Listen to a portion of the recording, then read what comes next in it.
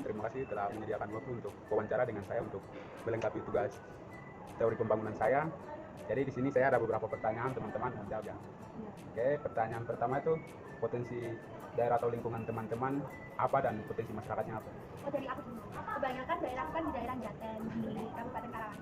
Kebanyakan itu tempatnya itu industri pabrik gitu. Jadi itu kebanyakan di situ ada pabrik teh, ada pabrik gula, ada pabrik apapun di situ. Kebanyakannya pabrik dan kebanyakan masyarakat di situ tuh lama di pabrik. Jadi dan masyarakat sekitar situ tuh juga banyak yang diriin kos, diriin laundryan, apa kuliner makan buat orang-orang yang kerja di pabrik. Kalau rumah itu kan di Purwakarta ya, itu banyaknya tuh di sana tuh potensinya sebagai petani. Gara-gara ini banyak sawah juga, jadi mendukung lah.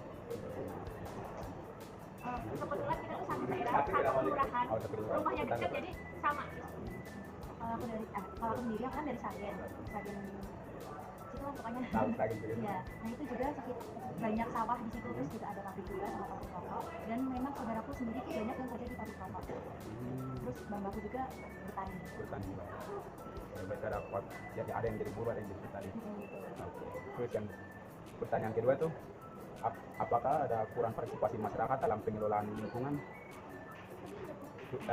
terus sampah sama ketahanan air dan pangan, budaya kota berkelanjutan sama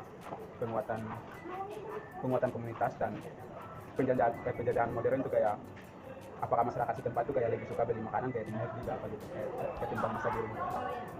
Yang pertama itu yang partisipasi masyarakat dalam mengelola lingkungan sampah dulu pertama. Masyarakat semua berpartisipasi apa? Oh ya, kalau dari aku hampir itu masyarakatnya itu berpartisipasi. Kalau soal kebersihan lingkungan itu mesti setiap bulan atau setiap event tertentu itu pasti ada kegiatan kegiatan. Tapi untuk di daerah pabrik-pabriknya itu sempat ada masalah antara masyarakat sama pengelola pabrik karena dari itu limbah pabriknya itu tuh di sungai-sungai. Jadi itu kebanyakan itu baunya nggak enak. Jadi itu masyarakat juga mengeluhkan hal itu. Tapi ya udah diatasi sekarang udah agak berkurang dengan pada sisi.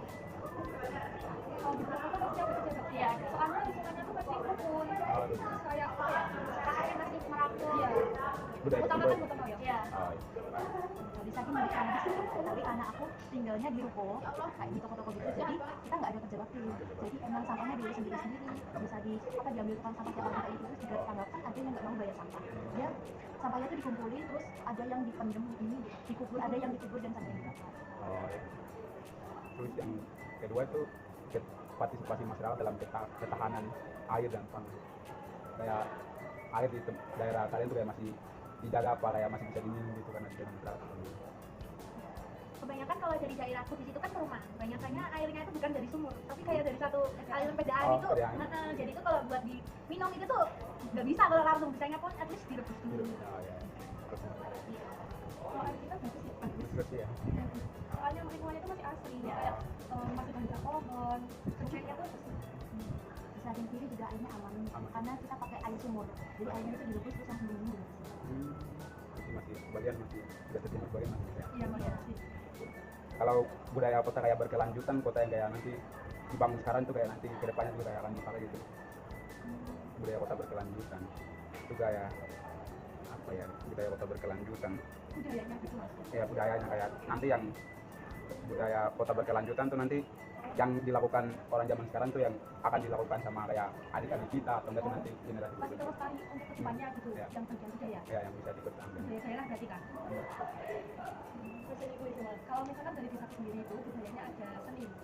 Jadi itu merupakan investasi khususnya di desa itu seni pagelaran opera.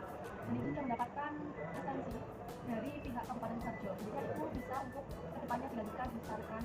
Sementara juga dipercaya oleh pemerintah Kabupaten Sarjo.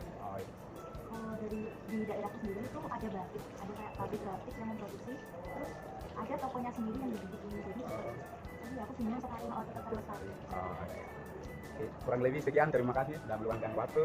Terima kasih banyak. Iya, sama-sama. Sukses.